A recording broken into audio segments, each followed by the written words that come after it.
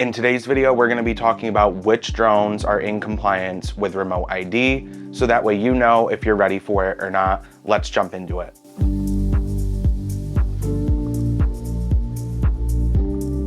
Hey guys, what's going on? My name is Anthony and welcome to Edge Drone. And in today's video, we're going to be talking about remote ID because whether you like it or not, it's already here. It actually went into effect on April 21st, 2021, but many drone manufacturers have gotten an extension on when their drones need to be ready and converted over to remote ID. I found this good article on Drone XL that goes over the list of drones that are in compliance. So if you own these drones I'm about to name, you are already in compliance with remote ID laws. The list of drones are the DJI M30T, the DJI M30, the DJI Mavic 3 Cine, the DJI Mavic 3, the DJI Avata, the DJI Air 2S, DJI Mini 3 Pro, Wingtra 1 Gen 2. The article then goes on to say, these drones have the status accepted from the FAA, and the list was last updated today. For all the other drone manufacturers that are still working on getting their declaration of compliance approved by the FAA, the agency promised not to enforce the rule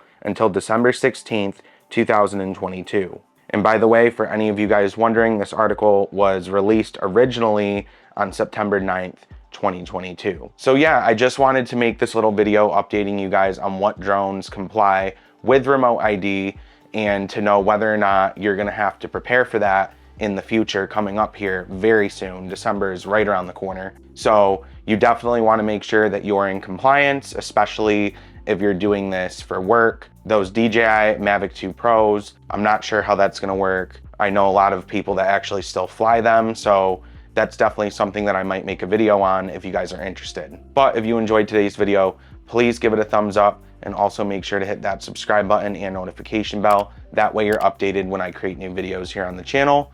But until next time, I'll see you guys in the next video.